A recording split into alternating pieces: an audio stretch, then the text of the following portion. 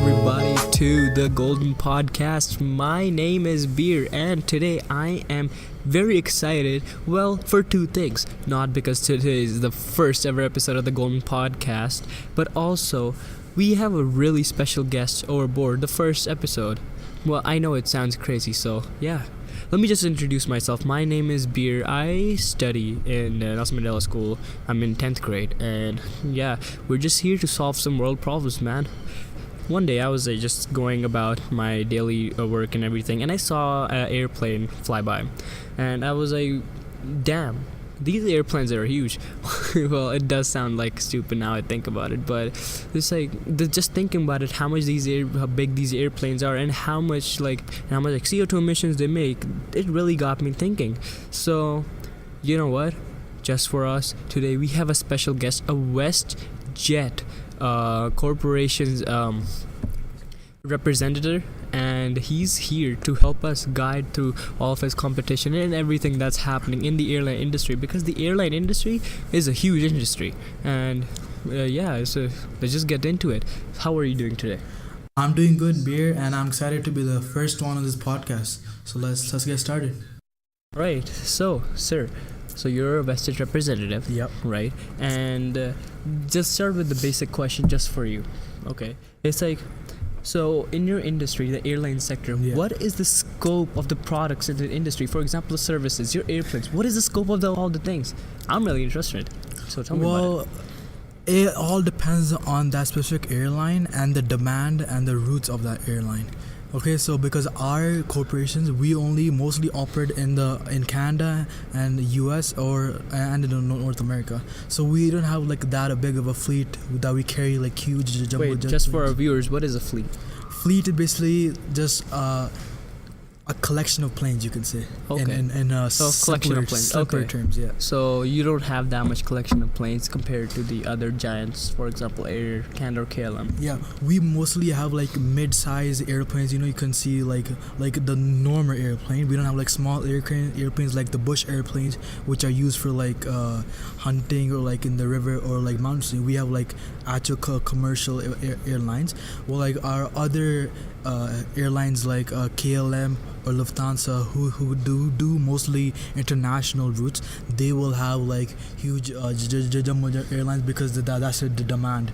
We don't have that kind of demand. We have a different type of demand. Okay, well, yeah, that makes sense, because considering if like WestJet only flies from North America it just flies into North America, well, they don't need a Boeing 747 like such a big jumbo jet. We have like a few locations that we travel to every month, but we don't travel to them regularly. We only travel occasionally.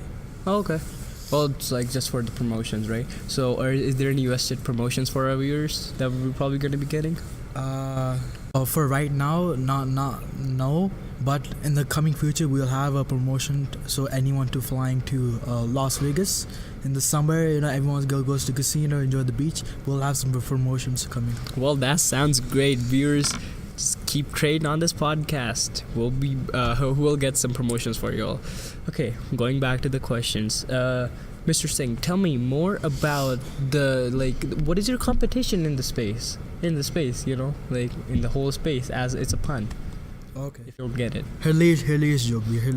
Thank you very much. So going back to the question, what are some like major like corporations, major airline companies that are like in this space, and they're just like giving you a hard competition? I'm going to list the top 10 airlines that are leading the industry by revenue. So number one is obviously American Airlines, which most will be probably surprised because you don't see those airlines in Canada, but they are a huge company. Number two will be Delta Airlines. Number 3, United Airlines. Number 4, obviously Lufthansa. Number 5, Air France and KLM. They are a holding company, which basically means that KLM owns shares of Air France and Air France owns shares of KLM. So those are like brother and sister. They just brother and sister, you can say. Yeah. So they just form it to one group. Okay, that's interesting to know. Yeah. Number 6 will be the International Airlines Group. Number 7, Southwest Airlines. Number 8, China Southern Airlines. Number 9, China Eastern Airlines. And number 10, All Nippon Airways. The last 3 are very surprising to obviously probably many people, because you never obviously heard of these airlines, but obviously that's true. Always because of China's population, their airlines are probably going to have the most revenue because of the amount of people that always have to travel. Well, I did not know that if you're in a country that is has like so much population, like that can create so much revenue too. So China has like the world's like more like most amount of people live in China, right? It's like probably like 1.2 billion or something like that. So like, and getting these planes like China Southern Airlines, China Eastern Airlines, like All Nippon Airlines, so it basically means like they're being funded by their own by their own people, and they can make like this list. So yeah, that's an interesting fact. Because a person wants to represent where they are from, and obviously Chinese people, they want to represent their country, so that's all probably will obviously choose China's own airlines instead of like other airlines. That is very interesting. Okay, ladies and gentlemen, we'll be back with their friend Mr.Singh here, Representative WestJet, after this short break. Stay tuned. So guys, did you know that Cool Nelson Mandela has his own TV? Well, I really hope that you should know this, but it's called United TV. Today's episode is being sponsored by United TV and their wondrous cast of people working, and they're all high schoolers. How great is that? Listen to their news. They give lots of important information about our school, what's happening in our school, what's happening around the world, what is the temperature, and yeah, it's all free too. You can go watch it on YouTube. You know, YouTube's free. So I guess, and don't forget to ask your teacher to put it on every day, because it is their job to put it on every day. Okay, yeah, that's it for the break. Welcome everybody back to the Golden Podcast. That was a very quick advertisement, you know, Mr. Singh, what do you think? That was a very quick advertisement. Yeah, wasn't it was really quick. All right. I guess as a starting business, you only have one sponsor, so hopefully you'll grow and become something big. Oh, thank you very much. Flattering myself. Alright, moving on to the next question for our representative is, what is the impact of this industry on various economies of the world? So like, for example, it's like, how does airline companies actually like affect different countries' economy? For example, how does Air India affect India's economy? Or how does Air Canada affect Canada's economy, or any other like country? Man, tell me about it. Okay. Well, the era of ships is over. Aircrafts are the only worldwide mode of transportation network, creating a global market for tourism and other vacation activities. This industry plays a vital role in the economic growth of developing countries, especially those countries that have, the nicest beaches, or like the Egyptian pyramids, you can say, right? Well, unfortunately, Egypt is obviously still a developing country and is still struggling to keep its economy good. Well, obviously tourism provides a good amount of money for the government to improve its economy and keep the developing going. Yeah. Also, did you know that recently, it's like I think it was in 2013 or something, that Egypt's economy was going really bad because there was a decline in tourism. So maybe it's like some of the countries have so much to do with tourism and have their vacations. Like some of the countries they run their economic system by tourism, and airplanes play such a vital role into for these countries, because they are bringing in people very fast, efficiently, and cost effective, and they're just making money. Yeah, you're right. Yeah, so you're the right. Airplanes are actually helping make money for the countries. Yeah. So that's maybe the one way that is affected. Yeah. Man, thank you very much for telling me that. That's amazing. Yeah. Carry on. The airline industry economic impact is estimated to be around $2,960 billion. That is a lot of money, I'm just gonna say right now. Which is equivalent to 8% of the entire world GDP. Wow. Only 8%. So imagine how much GDP the world is. And the industry is predicted to generate $124 billion in tax revenue, which, like I said, this is the money that will go to those governments for developing countries. This is why tourism is like a vital opportunity for countries like Egypt to grow their economies and match up with the rest of the world. That was that was pretty cool. I hope my viewers have learned something from this too. It's amazing. Yeah. And also, the airline industry employs 62.7 million jobs globally, meaning that it's either those jobs include either like a pilot or people who are making the aircraft, like the engineer, the designer, or the worker that's building the parts and putting the parts together. So it is also a very opportunity for those viewers who are interested in airplanes to also come and to try the industry out. You'll find it very interesting. That is amazing. That is a lot of information to soak up. So we're gonna give you some time and we'll be back with another ad. Yes, Mr. Singh, we have another ad on this episode. Wow. Absolutely, yes. So we'll meet you after this ad. This ad will be quick and short like the last time, so stay tuned. This segment of this episode was sponsored by the Nelson Mandela Cafeteria area. Yes, we have a cafeteria area and it makes amazing food. I have tried so much of food, for example, the egg sandwich. It was really good. And you know what? The egg sandwich actually reminded me of the one of the airports. It's like the airport food that we get. It actually reminded me of that. So, and their quality is also like really good. So, yeah. They make really good food and you should go and give it a try. Cheap food, it's cheap for its price and it's really good food. So yeah, that's it. This was sponsored by them and we thank them a lot for sponsoring our episode. And we'll meet you back in the podcast now. Welcome back everybody to the Golden Podcast. That was a very quick advertisement, wasn't it, Mr. Singh? Yeah, again, it's really quick. Yeah, just like that, because we want our viewers and listeners to be entertained. Alright, jumping straight back right into the action. Those were a lot of words. In what area does this industry present? Is it where this industry majorly present? Well, it's made present around the world. Oh. Right? Yeah, because there's only 3 places in the world that don't have airports, which are very, very small regions. The rest of the world have airports, and you can go basically through aviation, go anywhere you like.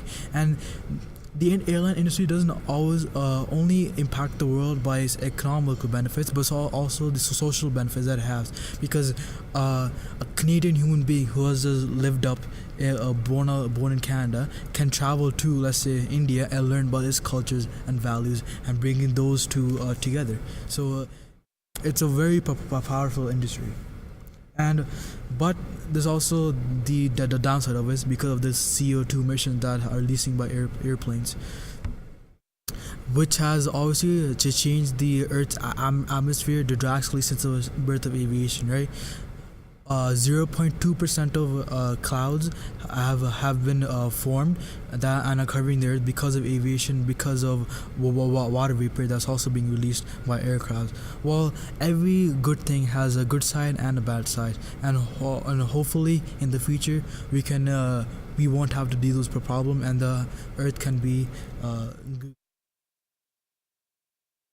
Well, I hope that too. It's if we think about the future, I really don't want my relatives or anybody in future that is related to me to live in a world that is that is very polluted and just not safe for them. You wouldn't want that either. Yeah, I wouldn't want that. Alright, okay, so before coming over here, I of course did my research about this thing, and I also learned a lot of things, how much these airplanes produce the emission and everything. And airplanes produce carbon, is that right? Airplanes do produce carbon emission. Yeah, they produce carbon emissions. CO2 emission. So it's so the carbon emission. So as you were saying that because the airplanes are flying in the air, they're really close to the clouds and everything. Yeah. So the CO2 emission just goes straight into those clouds, and then that can really like directly affect the atmosphere, like just straight on. For example, it'd be like different for a factory that is releasing like CO2 from a chimney and it's going, but an airplane it's like really close to the atmosphere and the CO2 is just being released near the atmosphere, which will have probably like way more drastic effects. Yeah. Right. There's also noise pollution as well, because obviously the engines on a commercial airliner is very huge, and obviously you can probably tell even by airplane flying far away. You can also hear the engines roaring and coming down. Yeah, usually like for example, I'll give one example. It's like near my house. So the airport is like it's like really far from my house, but it's like some airplanes actually go just like above my house.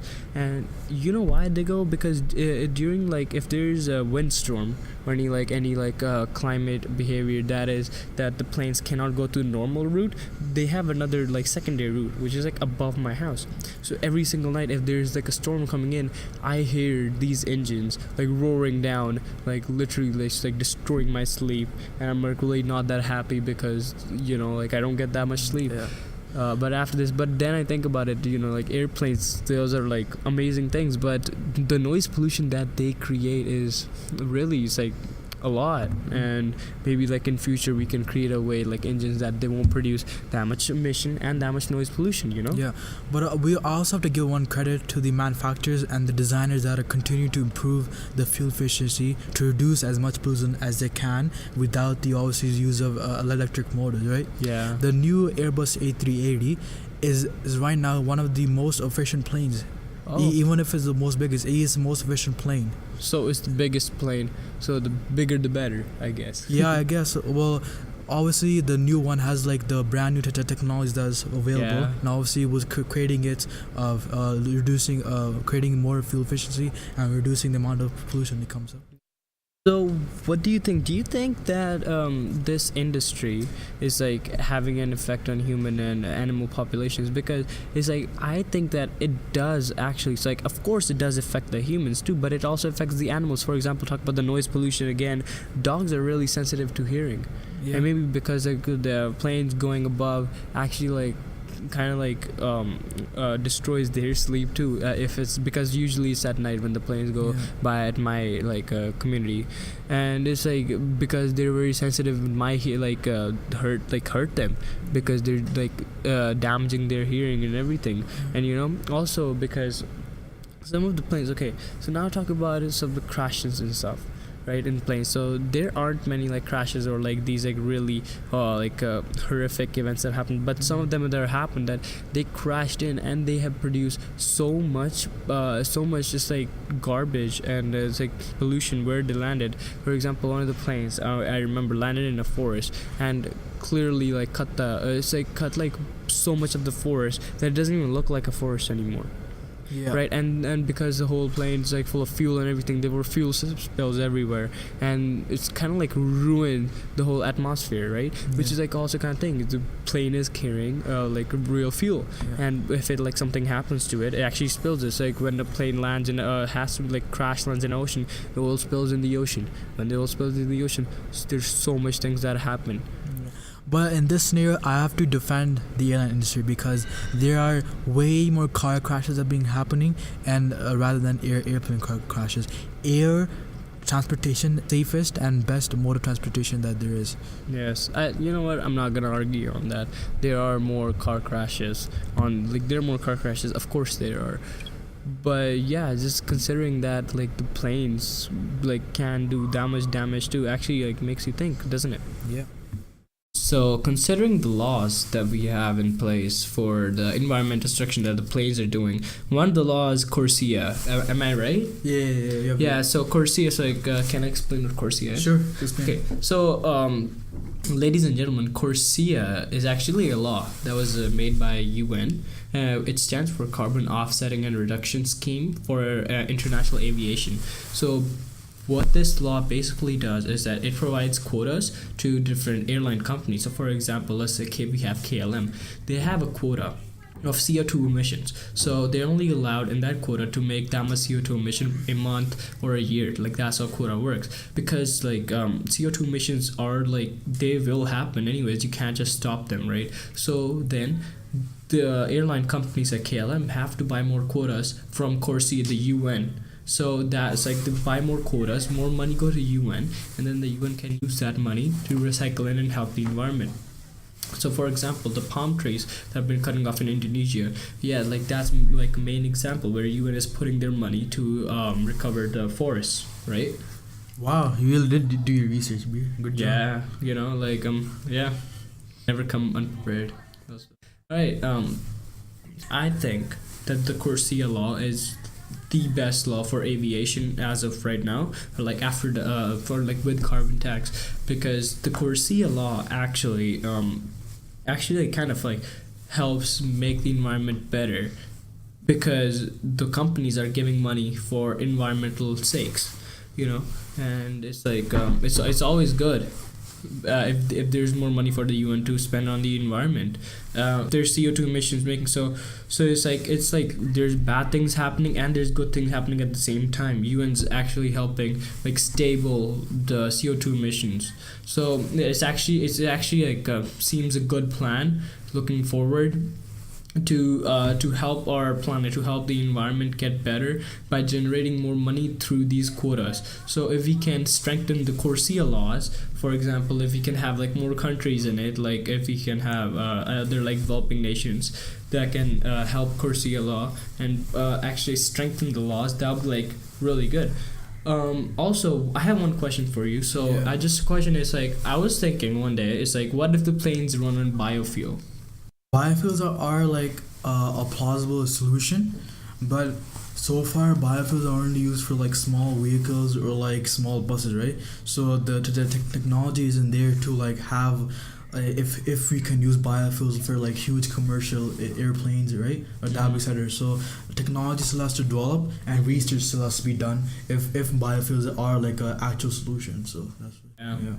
Could be looked into the future, the biofuel future. Yeah. You know, because the biofuels actually like help create less emission of CO2. Yeah. Plus, it's like we can grow the plants that are like we can grow the plants that are needed to create these biofuels, and these plants, for example, corn. Yeah. Biofuels made out of corn, and corn doesn't like corn is kind of a crop that doesn't need like a lot of water. It doesn't need a lot of like care to grow, right? And we can grow as much corn and turn it into biofuel. So it's like a future thing, you know. Yeah. If we invest money into it, it can happen one day.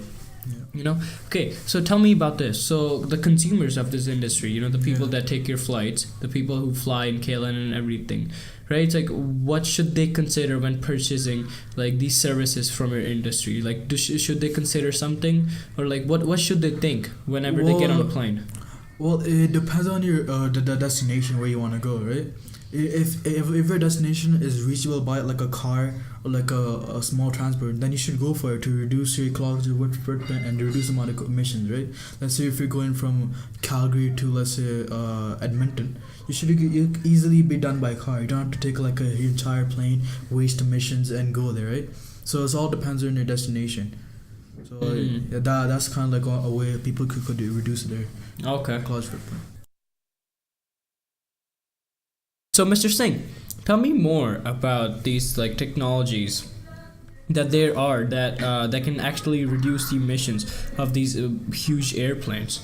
Well, there's like a new technology, the 3D printing, that is starting to be like involved into aircraft manufacturing. Okay. So it's gonna print small parts for the plane, so to make the plane light, so it doesn't like need, you know, doesn't produce emissions, or there's less fuel going to that specific part. Okay. Yeah. So like if you have a 3D printed part, the plane will be lighter, and then the less fuel will be needed Yeah. to get the plane. Okay. And are there any technologies that are currently in development? Well, so scientists are researching and working on converting heavy compound of fuel from sugarcane that can be used as aviation fuel. Okay, so like biofuels, as I said earlier. Yeah, biofuels is kind of like just improving on that kind of topic. Okay. Yeah. So it's like you're talking about more of the companies and industries now. So your competitors or like your company, right? Yeah. So what are they doing to lessen the effect of like environment on the environment? I'm sorry. Well, we're just helping Airbus and Boeing to create like new and efficient planes. So like to change our fleets into like for the older planes, get rid of them and kind of introduce the new efficient planes. Mm-hmm. So then cause it's gonna reduce our cost to add fuel and also reduce the emissions. So it's kind of like a win-win situation as well. That sounds great too. Yeah. But are there any like problems that like are like in your industry that can actually prevent from changing these things and helping and like adding these new additions to your fleet? Well, it depends on the company's revenue, because the two major costly costs that the company has is the fuel and the production to buy the plane, right? Mm-hmm. Well, like to obviously buy newer planes, you obviously need like spend money and order planes, right? Which will seem a lot for like a small company. Because so much high cost, but in the future it will actually help the company because there's less fuel going to that plane, so then less money spending on fuel every single year. While companies like small companies, they will probably can't afford newer planes, probably have older models of the plane. So it all depends on the company revenue and its status. Okay, so for example, WestJet, right? Yeah. If WestJet has one plane that uses less fuel and is like more efficient than other planes, then you can save money off of that plane to buy more of those kind of planes and then remove the older fleet, right? Yeah. We can actually help a lot in the industry of yours, right? Yeah. Because other big industries, other big industries are already doing this. Yeah.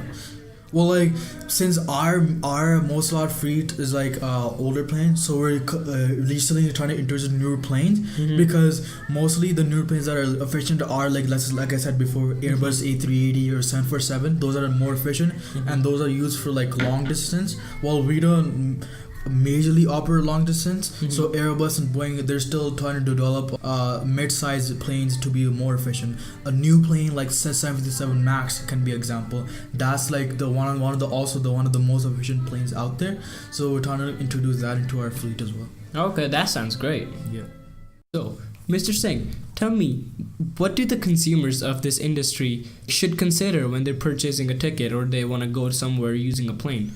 I mean, consumers need to be aware that there's no efficient alternative to air travel. The current dual motors that exist today are not powerful enough to even propel like a small plane rather than like a jumbo jets. Meaning that fully electric planes aren't possible to create and do not exist and won't be until like technology is like really developed. The only fuel that a plane has is crude oil and kerosene. Okay, so it's like maybe in the future we can have electric planes, but as of right now we are not that advanced that we can use like these electric planes to fly, right? Yeah. So we have to find an alternative way than just electric planes, right? It's like, again, going back to the biofuels thing, it's like if we have biofuels, for example the sugarcane one, the scientists are developing and it might be done in a few years, we can actually use that with the help of 3D printed materials to make airplanes very efficient and reduce the CO2 emission, right? Yeah, okay. So what are some strategies that consumers, it's like in the sense like in airlines and all their like tickets, what can consumers do to minimize the footprint?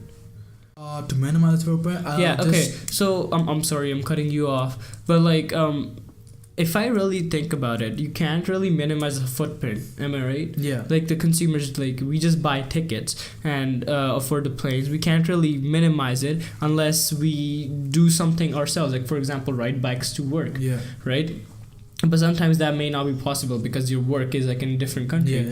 But then again, you can ride bikes in that country and you can take the bikes on the plane, right? It's like the person has to work on their own to minimize their ecological footprint, but they cannot do it through this industry. Yeah, and also choosing, like you said, their mode of travel, right? Yeah. So if let's say you're going to Edmonton, right? Yeah. You should easily can go on your car. It's only 3 hours away. You don't have to like get a plane ride, waste that many emissions to go to that place, right? It's easier if you just to have a better option of, okay, do I actually need an airplane to travel this one, or can I travel by a more efficient way? So it's like thinking about how you want to do it. So the thought process is very important. Yeah. If you want to reduce the ecological footprint.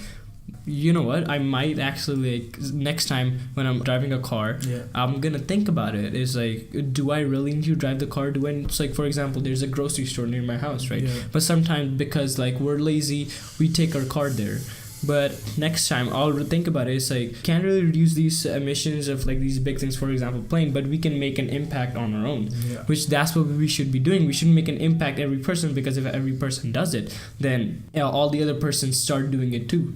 It becomes a trickling effect, and that's how we get back on our feet and make this planet beautiful. So tell me, are there any local businesses in the airline industry?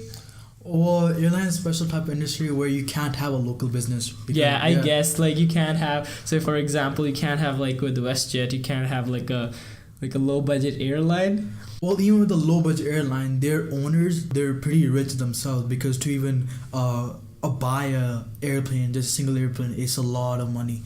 So a local, how much would it be? It's like one private jet. It's around 100 million. 100 million. Yeah, and depends on the type of aircraft. Okay. So like Donald Trump's private jet, his is like around 150 million, because he has like a Boeing 757, which is like a rare plane, and also like a really efficient plane. So his is like, and all the amenities added to him, his is like 150 million. Which is one like a commercial airline, a commercial passenger airline, they travel around 100 million per plane. So you can't necessarily have a local business, you can say. All right. Well, that was it, ladies and gentlemen. I am kind of sad that this episode is coming to an end, but I'm excited because new things are opening up as we close out to this episode. Mr. Singh, I want to give last thank you for coming on the show. You're welcome. Yeah, and it was great having you over here. It was great. I hope you all learned a lot, and yeah, I'll see you in the next episode.